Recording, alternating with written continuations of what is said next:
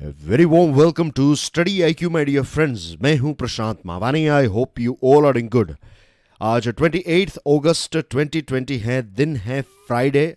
एक बहुत ही important coat है, मैं चाहता हूं कि आप इसके बारे में सोचें। Everything in excess is opposed to nature.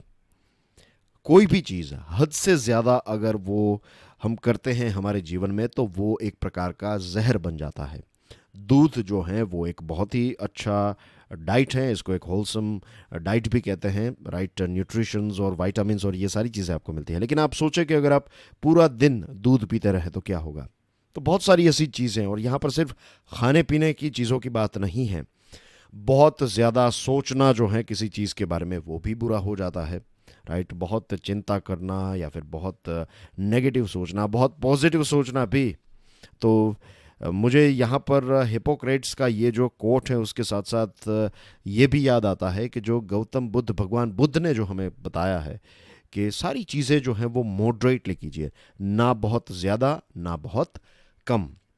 इसी के साथ स्टडी आई क्यू की टीम ने एक स्मार्ट कोर्स डिज़ाइन किया है। ये smart course UPSC IAS examination के लिए है। It covers your pre as well as mains examination. ज़्यादा जानकारी के लिए डाउनलोड करें हमारा मोबाइल एप्लीकेशन। 31 अगस्त 2020 तक ईएमआई ऑप्शन भी अवेलेबल हैं। आज हमारे टेबल के ऊपर है 4 इंपॉर्टेंट आर्टिकल्स और कुछ न्यूज़ आइटम्स को देखेंगे। लेक्चर की पीडीएफ को डाउनलोड करने के लिए check out my Telegram channel. You can follow me on Facebook as well. National Investigation Agency ने एक चार्जशीट फाइल की है। ये चार्जशीट जो है कुछ 5,000 पन्नों की है, and it is about Pulwama attack. आज से लगभग 1.5 साल पहले एक बहुत ही दुखद आतंकवादी हमला हुआ जिसमें हमारे 40 जितने सीआरपीएफ के पर्सोनल जो हैं वो शहीद हो गए, या फिर वो पूरा एक कंसाइनमेंट जा रहा था। सीआरपीएफ की बसेस जो हैं वो जा रही थी और अचानक से एक कार जो है वो इससे टकराती हैं, और ये एक टारगेटेड, एक वेल प्लान्ड अटैक किया गया था। तो इसके ऊपर इन्वेस्टिगेशन हुई। नेशनल इन्वेस्टिगेशन एजेंसी ने अपनी एक थरो इन्वेस्टिगेशन रिपोर्ट जो है वो सबमिट की है। और इसमें क्लियरली देखिए, जब ये फरवरी 2019 में अटैक हुआ तो उस टाइम पर JEM यानी कि जैश ए मोहम्मद नाम की जो एक आतंकवादी संस्था है, इस ऑर्गेनाइजेशन ने ये अपनी रिस्पॉन्सिबिलिटी क्लेम की थी कि ये अटैक जो है वो हमने करवाया है। NIA ने पूरी अपनी इन्वेस्टिगेशन की और ये रिपोर्ट जो है वो सबमिट किया, और इसमें 19 लोगों का नाम इसमें इंक्लूडेड है। उसमें मौलाना मसूद अजहर जो हैं, इसका नाम भी इसमें इंक्लूडेड है। दूसरी जो चीज़ हमें इस रिपोर्ट में पढ़ने को मिलती है वो ये है कि 2016 से लगभग 3 सालों से ये जो अटैक है इसका प्लान चल रहा था। ओके, ट्रेनिंग जो है वो इस जैश ए मोहम्मद ने दी होगी। लोगों को रिक्रूट करना, फिर उनको ब्रेन वॉश करना, ये सारी चीज़ें जैश ए मोहम्मद ने की होगी। लेकिन क्या अकेला ये एक टेररिस्ट ऑर्गेनाइजेशन इतनी क्वांटिटी में बारूद जो है उसको इकट्ठा कर सकता है, या फिर बारूद, ये जो भी इसमें मटेरियल यूज़ हुआ है, केमिकल्स जो यूज़ हुए हैं बॉम्ब बनाने के लिए, क्या कोई टेररिस्ट ऑर्गेनाइजेशन इसकी फैक्ट्री चला सकता है? नो। इस टेररिस्ट ऑर्गेनाइजेशन को हथियार या फिर ये जो भी केमिकल्स हैं बॉम्ब बनाने के लिए, वो किसने दिए? वो दिए पाकिस्तानी सिक्योरिटी एस्टेब्लिशमेंट ने। क्योंकि पाकिस्तान के जो आर्मी है या फिर पाकिस्तान की सरकार, आर्मी के बिना, उनके सेटअप के बिना ये इतनी क्वांटिटी में इस मटेरियल को हासिल करना जो है वो इम्पॉसिबल हो जाता है। ये एक अपॉर्चुनिटी भी है पाकिस्तान के लिए। ये जो पूरा रिपोर्ट सामने आया है, तो इस रिपोर्ट को लेकर पाकिस्तान अगर चाहे तो पाकिस्तान के लिए एक बहुत ही बड़ी अपॉर्चुनिटी है कि वो सारी चीज़ों को आज से एक नया टर्न दे सकता है। ये इस इन्वेस्टिगेशन को एक नए लेवल पर ले जा सकता है। ये जो रिपोर्ट आई है, इस रिपोर्ट को पाकिस्तान स्टडी करें और जो भी 19 लोगों के नाम इसमें हैं उनके खिलाफ कार्यवाही चलाएं, उनके खिलाफ उनके ऊपर एक इन्वेस्टिगेशन हो, थरो डिटेल चेकिंग्स की जाए, सारी चीज़ें। और आई एम श्योर अगर वो करना चाहे तो ये चीज़ कर सकते हैं। लेकिन सबसे बड़ा प्रश्न तो यही है कि क्या वो ऐसा करेंगे।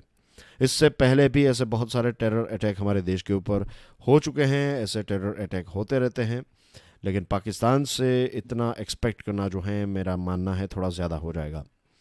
पुलवामा अटैक के बाद आपको पता है कि बालाकोट के ऊपर भारत ने स्ट्राइक की, इंडियन एयरफोर्स ने उसके ऊपर स्ट्राइक की और फिर रिटेलिएशन में पाकिस्तान की एयरफोर्स ने स्ट्राइक की और उसके बाद जो अभिनंदन साहब है उनका पूरा वो जो एक पूरी मैटर हुई थी कि वो वहाँ पर लैंड हो जाते हैं, land in the sense eject होते हैं प्लेन में से और वहाँ पर पाकिस्तान में गिरते हैं और उसके बाद उनको अरेस्ट किया जाता है और दूसरे दिन उनको वापस पाकिस्तान जो है वो छोड़ देता है। तो ये पूरा एक इंसिडेंट हुआ था, आई एम श्योर आपको इसके बारे में पता ही है, तो आई am not going into the details of those things.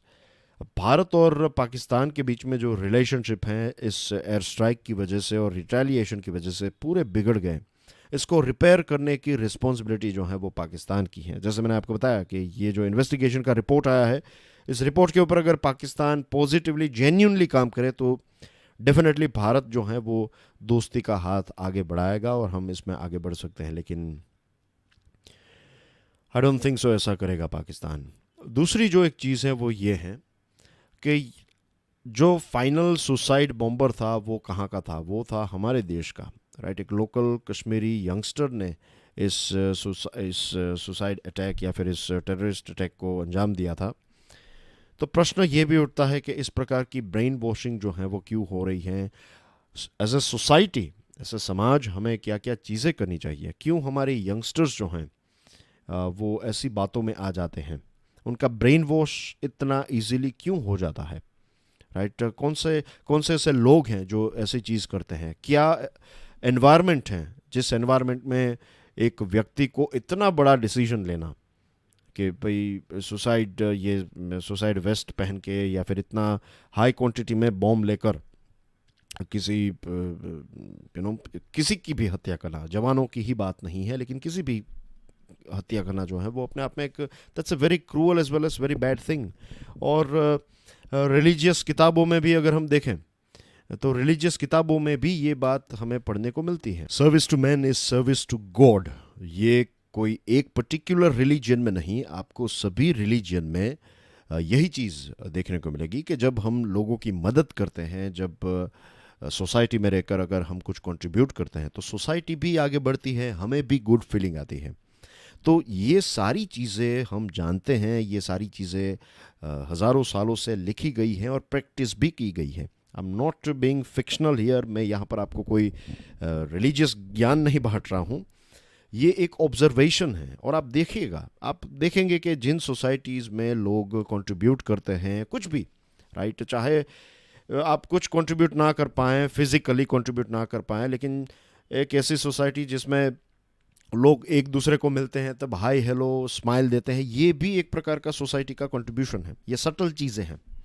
तो ये सारी चीज़ें होने के बावजूद भी यंगस्टर्स को brain wash means youngsters brain wash क्यों होते हैं। अब इसके आगे इजीली वर्ड यूज़ करना आई एम नॉट श्योर हमें करना चाहिए या नहीं, लेकिन एक पर्टिकुलर एरिया, कश्मीर के वैली एरिया में ये एक एनवायरनमेंट बन चुका है या बन चुका था, और ये एक बहुत ही डेंजरस चीज़ है क्योंकि यहाँ पर हमें विचारों के साथ लड़ना है। ये जो गलत विचारधारा है, तो ये विचारधारा से हमें लड़ना है। तो इसके लिए सोसाइटी को ही, गवर्नमेंट है लेकिन गवर्नमेंट लास्ट माइल तक नहीं पहुँच पाएगी। गवर्नमेंट जो है कुछ एक्शन से ये प्रूव कर पाएगी कि वो देश के हित के बारे में सोच रही है, लेकिन सोसाइटी को ही इसको समझना होगा, तभी जाकर ये ब्रेन वॉशिंग और ये सारी चीज़ें जो है वो ख़त्म होगी। आगे बढ़े उससे पहले डियर फ्रेंड्स, अगर आज का वीडियो आपको पसंद आता है then hit the like button. इस लेक्चर को दूसरे स्टूडेंट्स के साथ शेयर ज़रूर कीजिएगा and please don't forget to subscribe to our YouTube channel. अगर आपने सब्सक्राइब कर लिया है तो 3 और स्टूडेंट्स को स्टडी IQ के बारे में ज़रूर बताइएगा। Categorising activities in the context of the pandemic, ये एक बहुत ही इम्पोर्टेंट, बहुत ही बिहेवियर के बारे में लिखा गया एक आर्टिकल है, और यही बिहेवियर जो है वो आप इस प्रकार के बिहेवियर के साथ भी मीन्स अब मैं चाहता हूँ कि आप इसको रिलेट करने की कोशिश करें। आप सोचिए इसके बारे में, पेन पेपर लेकर सोचिए, अगर कुछ चीज़ें आपको लिखनी है तो लिख भी सकते हैं। तो इससे ये होगा, मीन्स ऑफ कोर्स लेक्चर ख़त्म होने के बाद उससे ये होगा कि आपकी जो क्रिटिकल एनालिसिस स्किल है वो डेवलप होगी।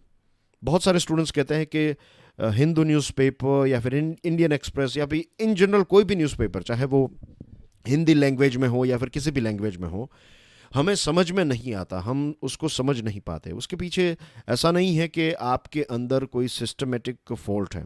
द थिंग इज़, आपको चीज़ों के बारे में फ़िलहाल पता नहीं है। थोड़ा टाइम अगर आप इसके साथ एडजस्ट कर ले, थोड़ा और टाइम अगर आप स्पेंड करें, don't worry about finishing the newspaper, कि पूरा न्यूज़पेपर मैंने पढ़ लिया, that is not an achievement. ऐसा कोई उसमें नहीं है। Quantity is not a thing here. भले ही आपने एक आर्टिकल पढ़ा हो, लेकिन वो आर्टिकल अगर आपने समझ लिया है तो दैट इज़ द थिंग। अब किसी लोगों को 2 मिनट लगेगी, किसी को इसके लिए 15 मिनट लग सकते हैं, किसी को 3 आवर्स भी हो सकते हैं। स्टार्टिंग अगर आपकी है तो थोड़ा वक्त लग सकता है, तो दैट्स फाइन। तो यहाँ पर ये जो आर्टिकल है, इसमें से जो चीज़ हम सीखेंगे, डिस्कस करेंगे, मैं चाहता हूँ इस चीज़ को आप ये टेररिज्म और ब्रेन वॉशिंग और इन सारी चीज़ों के साथ भी कंपेयर करें और देखिए कि कैसे बिहेवियर जो हैं वो काम करता है। स्टार्टिंग में जब कोरोना वायरस से लॉकडाउन इम्प्लीमेंट किया गया, तो उस टाइम पर हमारे देश में पता है कितने केसेस आते थे? एक दिन में 50 केसेस, 60, 80, इतने केसेस थे। और इतने केसेस भी हमें बहुत ज़्यादा डराते थे। आज हमारे देश में ऑन एन एवरेज 75,000 जितने केसेस हैं, और आप देखिए लोग ऐसे घूम रहे हैं, मास्क नहीं पहन रहे हैं, रेस्टोरेंट्स में जा रहे हैं। हम नॉट सेइंग कि रेस्टोरेंट में नहीं जाना चाहिए, लेकिन रेस्टोरेंट्स भरे पड़े हैं, बिजी स्ट्रीट्स, हर जगह पर आपको लोग अब देखने को मिलते हैं।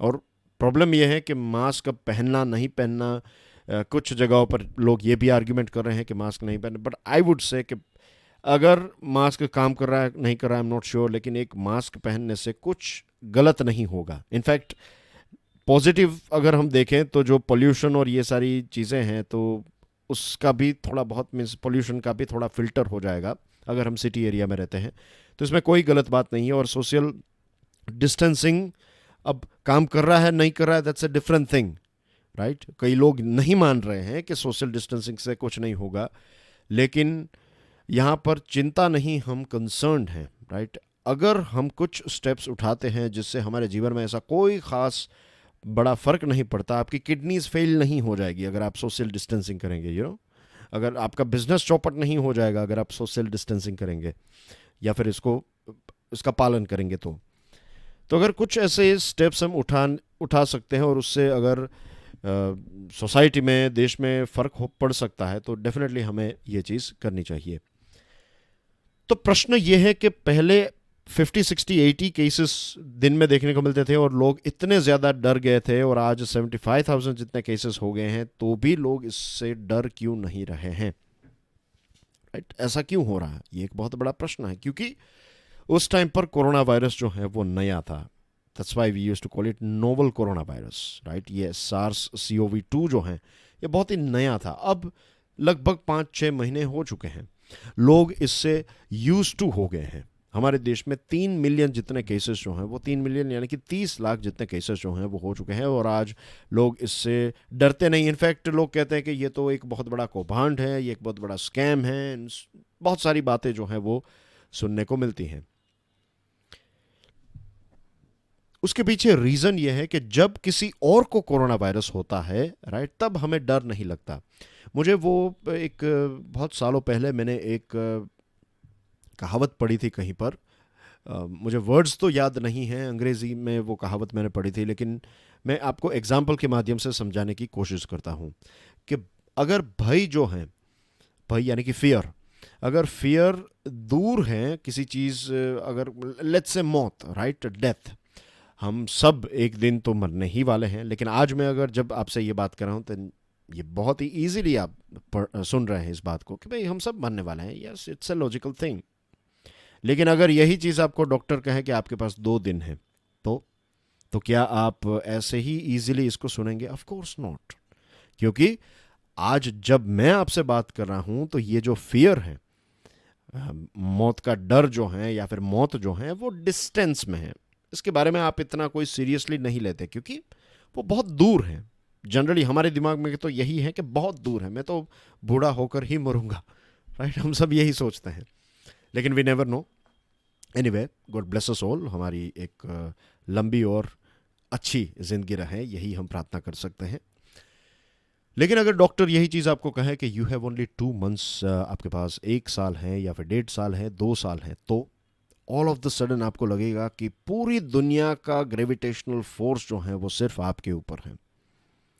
Same thing, something similar happens here as well, कि जब किसी और को कोरोना वायरस होता है तब हम सोचते हैं कि किसी और को हुआ, ये तो दिल्ली में हो रहा है, ये तो चेन्नई में हो रहा है, ये तो अहमदाबाद में हो रहा है, ये तो वहाँ पर हो रहा है, मेरे शहर में मेरी जगह पर ऐसा कुछ नहीं है। लेकिन अगर हमारे परिवार में से किसी भी व्यक्ति को कोरोना वायरस आ जाए तो उस घर का जो डर का माहौल है वो ऑल टुगेदर एक डिफरेंट लेवल के ऊपर होगा। तो this is the main difference. ये बिहेवियर साइंस के पॉइंट ऑफ व्यू से अगर आप देखें तो this is how it works. बहुत सारे लोग जो हैं वो एरोप्लेन में बैठने से घबराते हैं। मैं जानता हूँ एक ऐसे व्यक्ति को, मेरे बहुत अच्छे दोस्त हैं, उनको इंडिया बहुत पसंद है, ही लिव्स इन इंग्लैंड। तो उन्होंने भारत के बारे में बहुत सारी चीज़ें पढ़ी हैं, वीडियोस देखे हैं, उनको भारत आना भी है, लेकिन सबसे बड़ा प्रॉब्लम ये है कि वो फ़्लाइट में बैठने से बहुत ज़्यादा डरते हैं। वो कभी बैठे नहीं हैं, उनको एक प्रकार का भय है। तो ही सेज के जब भी आऊँगा तो वाया वाटरवेज के माध्यम से वो आने की कोशिश करेंगे, लेकिन इतना वक्त किसको मिलेगा कि 3-4 महीनों का एक लंबा वेकेशन। तो may be in future 15-20 years के बाद शायद वो आए, लेकिन फ़िलहाल जो यंगस्टर्स की एक बिजी लाइफ है तो उसमें तो नहीं आ सकते हैं, इज़न्ट इट। तो ये एक एग्जाम्पल है कि इमोशंस जो हैं वो हमें रिस्क को समझने नहीं देते।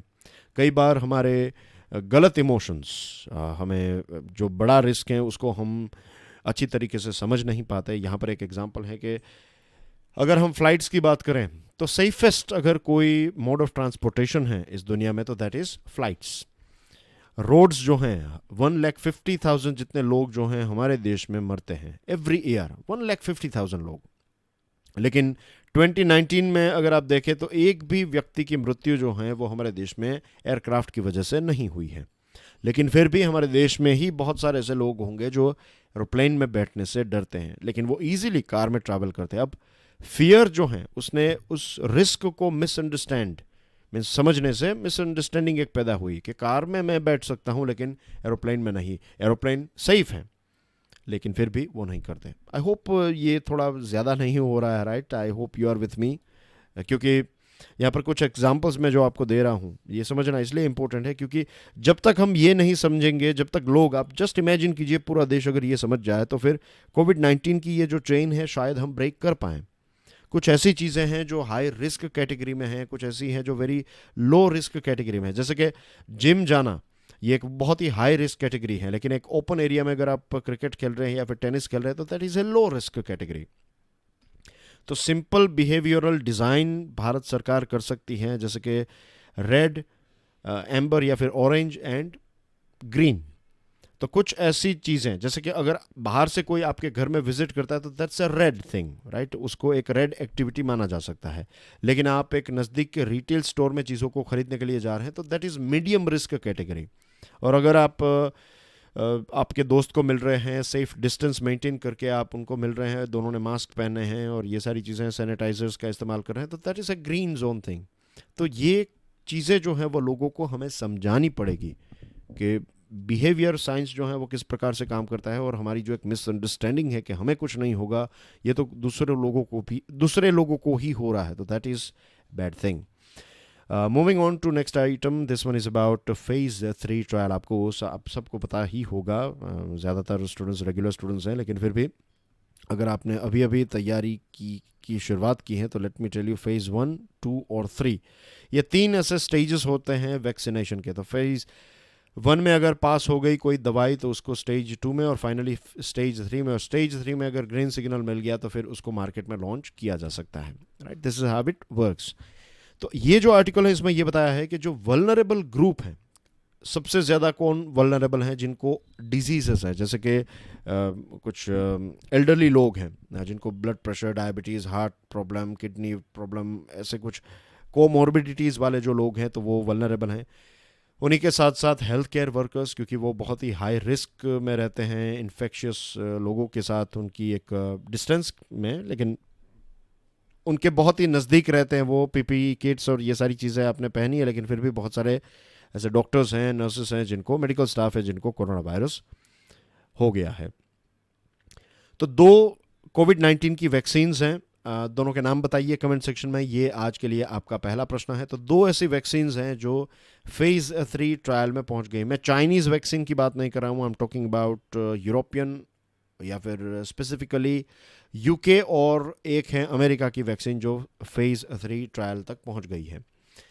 तो फेज़ 3 ट्रायल तक ये दोनों वैक्सीन पहुंच गई हैं। तो इट इज़ इम्पोर्टेंट कि हम हेल्थ केयर वर्कर्स को, यहाँ पर पूरी आर्ग्यूमेंट यही है कि क्यों हमें हेल्थ केयर वर्कर्स को फेज़ 3 ट्रायल का पार्ट बनाना चाहिए। कुछ बेसिक चीज़ें मैं आपके साथ शेयर करना चाहता हूँ जो इस आर्टिकल में है। जैसे कि नेचुरल इन्फेक्शन जब होता है, natural infection induces both A virus neutralising antibody and T cells mediated immunity. जब हमें नेचुरल इन्फेक्शन होता है किसी चीज़ का, तो हमारा बॉडी जो है वायरस न्यूट्रलाइजिंग एंटीबॉडी पैदा करता है, और इसके साथ टी सेल मीडिएटेड इम्यूनिटी हमारे शरीर में पैदा हो जाती है कि वो सेम प्रकार का अगर वायरस आपको अटैक करता है तो टी सेल में मेमोरी होती है और फिर वो अटैक करने की शुरुआत कर देते हैं और फिर आपको नेक्स्ट टाइम उससे बचाते हैं। तो फेज़ 2 जो है, फेज़ 3 जो है, सॉरी, फेज़ 2 की बात तो हो गई कि फेज़ 2 में से तो ये दोनों मेडिसिन वैक्सीनेशन जो हैं, ये कैंडिडेट्स जो हैं ये पास हो चुके हैं। फेज़ 3 में हमें ख़ास करके मेडिकल पर्सोनल को उसमें एनकरेज इसलिए करना चाहिए क्योंकि सबसे पहली बात तो ये है कि उनको इसकी पूरी प्रोसेस के बारे में पता होता है, वो ज़्यादा हमसे ज़्यादा जानते हैं। फिर जब ये लोग पार्ट लेंगे, राइट, जब हेल्थ वर्कर्स पार्ट लेंगे तो दूसरे लोगों को भी एक मोटिवेशन मिलेगा कि अगर हेल्थ वर्कर्स पार्ट ले रहे हैं तो हमें भी हमारा कंट्रीब्यूशन जो है इसमें करना चाहिए। किसी भी वैक्सीनेशन का एक 3-fold ऑब्जेक्टिव होता है। शॉर्ट टर्म में ये होता है to protect vulnerable individuals from serious disease and death. पहला लक्ष्य ये होता है कि शॉर्ट टर्म में कि आज या फिर एक हफ्ते में, एक महीने में हम जो वल्नरेबल इंडिविजुअल्स हैं, अब इसमें कोमॉर्बिडिटीज़ वाले लोग और जो हेल्थ केयर पे काम करते हैं वो भी वल्नरेबल हैं, तो इनको हम सीरियस डिजीज़ और मृत्यु से बचा सकें। Second, to protect occupationally exposed individuals from acquiring an unwittingly transmitting infection to their patients and family, के जो मेडिकल फील्ड में काम करने वाले लोग हैं उनको ना हो और उनकी वजह से दूसरे लोगों को ना हो, और eventually to eradicate the virus infection. Final objective यही होता है कि जो वायरस है उसको ऑल टुगेदर हम डिस्ट्रॉय कर सकें। तो हेल्थ केयर वर्कर्स के पार्टिसिपेशन से और ज़्यादा लोगों को मोटिवेशन मिलेगा, जो रिसर्च है वो आगे बढ़ेगी और जल्द से जल्द हमें एक वैक्सीनेशन मिल जाएगी। एंड जैसे ही हमें वैक्सीनेशन मिलेगी हम इसको डिस्ट्रीब्यूट करेंगे एंड होपफुली हम कोरोना वायरस को ख़त्म कर देंगे। फिर बात करते हैं impartial, aloof and sober as a जज के बारे में। एक बहुत ही इंटरेस्टिंग स्टोरी के साथ इस आर्टिकल की शुरुआत होती है। अर्ली 1950s की बात है, जब लिखने वाले जो राइटर हैं उनके पिताजी जूनियर लॉयर थे इलाहाबाद हाई कोर्ट के। उस टाइम पर उत्तर प्रदेश के एक गांव में रहने वाले एक व्यक्ति ने पोस्ट कार्ड्स लिखे। इस पोस्ट कार्ड्स में इस व्यक्ति ने, एक मैजिस्ट्रेट थे, तो इस मैजिस्ट्रेट के खिलाफ एलिगेशंस लगाए। इस मैजिस्ट्रेट के खिलाफ ये बताया कि ये मैजिस्ट्रेट जो है वो कुछ एलिगेशंस लगाए थे, एनीवे कुछ इल्ज़ाम लगाए थे, ओके। तो मैजिस्ट्रेट जो हैं इस कंप्लेंट से नाराज़ हुए और उन्होंने हाई कोर्ट को कंप्लेन की। हाई कोर्ट ने इस विलेजर को कुछ नोटिस भेजी, लेकिन ये विलेजर जो हैं वो कभी रिप्लाई नहीं किया, अपीयर नहीं हुआ, और फाइनली एक नॉन बेलेबल वारंट इस व्यक्ति के खिलाफ इश्यू किया गया। पुलिस वहाँ पर जाती है, उस व्यक्ति को पकड़कर कोर्ट में पेश करती है। तो बेंच ने इस व्यक्ति को पूछा कि भाई हमने आपको इतनी सारी नोटिस भेजी, आपने कभी भी इसका रिस्पॉन्ड क्यों नहीं किया। उन्होंने बताया कि मैं यहाँ पर आना तो चाहता था, लेकिन मेरे पास इतने पैसे नहीं हैं कि मैं ट्रेन की टिकट खरीद सकूं। तो पुलिस वाले जब मुझे लेकर आए तो मैं यहाँ पर आ पाया, मेरे पास फूटी कौड़ी नहीं है कि मैं यहाँ पर मीन्स वापस जाने की जर्नी है वो भी मैं नहीं कर सकता। जजेस ने देखा कि इस व्यक्ति के एलिगेशन से कोई जस्टिस के एडमिनिस्ट्रेशन में इतनी कोई बाधाएं नहीं होगी, सिर्फ एक वार्निंग जो है वो इनाफ होगी। तो इस व्यक्ति को एक छोटी सी वार्निंग देकर छोड़ दिया गया और कहा कि आप जा सकते हैं। इस व्यक्ति ने यह कहा कि आपने मुझे इजाज़त तो दी है जाने की, लेकिन मैं जाऊंगा कैसे, मेरे पास पैसे नहीं हैं। उसके बाद जजेस जो हैं उन्होंने मिलकर और फिर फाइनली ये मेक श्योर किया, स्टोरी जो है ये एक हैप्पी एंडिंग है इसका, कि उस व्यक्ति को टिकट खरीदी गई उस व्यक्ति के लिए, उस व्यक्ति को खाना पीना दिया गया, खाना पीना दिया गया और फाइनली रेलवे स्टेशन पर उस व्यक्ति को छोड़ा गया। तो ये एक पर्सनल क्वालिटीज़ की यहाँ पर बात हो रही है कि जजेस की पर्सनल क्वालिटी, राइट, इंटेग्रिटी होनी चाहिए, इंटेलेक्चुअल होने चाहिए, इम्पार्शियलिटी, और इसी के साथ साथ सोब्राइटी। सोब्राइटी यानी कि सोबर होना। अब सोब्राइटी या फिर जो हम कहते हैं कि ये व्यक्ति बहुत ही सोबर हैं, सोबर का जजेस के लिए मतलब ये होता है, या फिर अगर आप एक जज हैं या फिर जज बनना चाहते हैं तो हमें ये चीज़, आपको ये चीज़ समझनी चाहिए कि जजेस जो होते हैं वो लाइमलाइट से दूर रहते हैं, राइट। और एक बैलेंस, सोबर व्यक्ति एक बैलेंस रिफ्लेक्ट करता है। अगर एक सोबर व्यक्ति को आप मिले, आप सोचिए कि आपके जीवन में, आपके फ्रेंड सर्कल में कौन सा ऐसा व्यक्ति है आपके रिलेटिव में जो बहुत ही सोबर है, बहुत अच्छी क्वालिटीज़ हैं उनमें, लेकिन वो बहुत ही सोबर तरीके से, वो फ्लैम्बोयांट नहीं है। फ्लैम्बोयांट यानी कि एक बहुत ही मीन्स लग्जरियस लाइफ जीना कोई गलत बात बिल्कुल नहीं है, राइट। एक विचारधारा जो है कि लग्जरियस लाइफ इज़ बैड, और ये no, there is nothing wrong with it. अगर आप एथिकली सारी चीज़ें आपने कमाई है और एथिकली सारी चीज़ें कर रहे हैं, देन दैट्स फाइन। तो फ्लैम्बॉयंट को यहाँ पर थोड़ा एक नेगेटिव तरीके से देखें तो थोड़ा ज़्यादा दिखावा करना, या फिर आप का जीवन ऐसा है कि आप लाइम लाइट में ही रहते हैं। तो ये चीज़ें जो हैं वो जुडिशियल कल्चर में, ख़ास करके जजेस जो हैं पूरी दुनिया में, राइट, सिर्फ ऐसा नहीं है हमारे देश में, पूरी दुनिया में आपको देखने को मिलेगा जजेस जो हैं वो लाइमलाइट से दूर रहते हैं। सोब्राइटी जो है वो एक बहुत ही इम्पोर्टेंट क्वालिटी मानी जाती है जजेस में। अब ये पूरा आर्टिकल, इसलिए इस आर्टिकल में यही चीज़ के बारे में बात हो रही है कि प्रशांत भूषण साहब को जो कंटेम्प्ट ऑफ कोर्ट का दोषी पाया है, तो इसी चीज़ को लेकर यहाँ पर ये राइटर जो है वो प्रश्न उठा रहे हैं कि क्या हमें इम्पार्शियलिटी, इंटेग्रिटी, इंटेलेक्चुअल और सोब्राइटी वो हमें नज़र आ रही है। क्योंकि पूरे इंसिडेंट में ये एक हार्ली डेविडसन का कुछ motorcycle, I am not sure about whether it is Harley Davidson और नॉट, लेकिन एक कुछ 50 लाख का एक मोटरसाइकिल लेकर सीजेआई जो हैं वो कहीं पर जा रहे थे, या फिर ये जो फ़ोटो हैं, इस फ़ोटो को लेकर उन्होंने ट्वीट किया। तो जो पैराग्राफ 62 हैं इस हाई कोर्ट जजमेंट का, इस पैराग्राफ 62 में ये बताया है कि the first part of the first tweet states that CJI rides A 50 lakh motorcycle belonging to a BJP leader at Raj Bhavan Nagpur without a mask or helmet. This part of the tweet can be said to be criticism of the CJI as an individual and not against the CJI as CJI. Confuse मत होइए, इसमें यह है कि 62 paragraph 62 में ये लिखा है कि यहाँ पर जो मोटरसाइकिल चला रहे हैं सीजेआई, तो एज ए नॉट जज, लेकिन ये जो व्यक्ति हैं उसकी बात हो रही है, right. Chief justice of India की ऑफिस या फिर उस पोस्ट की बात नहीं हो रही है। लेकिन दूसरा जो पार्ट है उसमें यह है कि at a time when he keeps the SC, that is Supreme Court, in a lockdown mode, denying citizens their fundamental rights to access justice. The court holds that the second part of the tweet was critical of the CJI as CJI and was contemptuous. कि दूसरा जो part है tweet का उसमें जो CJI की बात की है, तो ये व्यक्ति की नहीं लेकिन इस पोस्ट की बात की है, और इसको लेकर सुप्रीम कोर्ट ने यह डिसीजन लिया है कि आपने कोर्ट की तौहीन की है, राइट। सोब्राइटी की बात करें तो बहुत सारे, अब ऐसा नहीं है कि एक जज साहब ने अगर मोटरसाइकिल के ऊपर फ़ोटो या फिर मोटरसाइकिल चलाया तो उन्होंने कोई गुनाह नहीं किया है, लेकिन आज तक ऐसा हमारे देश में नहीं हुआ है। एक नई बात, पहली बार शायद ऐसी चीज़ हमारे देश में हुई है, शायद इसको लेकर भी लोग जो हैं वो इसको डाइजेस्ट नहीं कर पा रहे हैं। दूसरी एक चीज़ ये भी पढ़ने को मिल रही है कि जज साहब जो हैं वो नहीं जानते थे कि ये किसका बाइक है, और ऑफ कोर्स किसी ने उनको दिया होगा, लेकिन ही वाज नॉट श्योर कि ये बाइक जो है वो किसी बीजेपी के लीडर का है, ऐसा मुझे पढ़ने को मिला है इस आर्टिकल में। I am not sure about, मैं किसी की यहाँ पर तारीफ या फिर I am not trying to take impartially, मैं आपके सामने चीज़ों को रख रहा हूँ।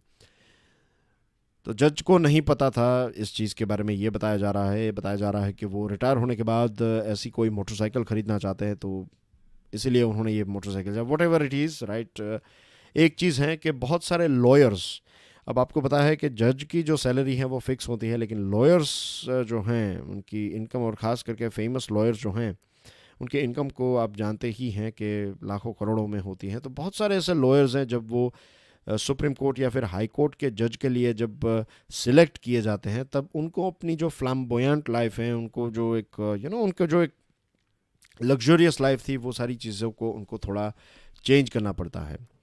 तो ये एक्सपेक्ट किया जाता है जजेस से, ये सोब्राइटी, इंटेलेक्चुअल इंटीग्रिटी, इम्पार्शलिटी एंड सोब्राइटी, ये चीज़ें एक्सपेक्ट की जाती हैं। और 1980s तक ऐसा था कि जजेस जो हैं वो खुद अपनी कार या फिर मोटरसाइकिल्स लेकर कोर्ट में जाते थे, जनरली कार्स लेकर कोर्ट तक पहुंचते थे। लेकिन उसके बाद धीरे धीरे उनको कार्स दी गई, ऑफिशियल कार्स अलॉट की गई, और सायरन्स एंड एवरीथिंग, पूरा एक व्हाट वी से पूरा एक काफिला निकलता है।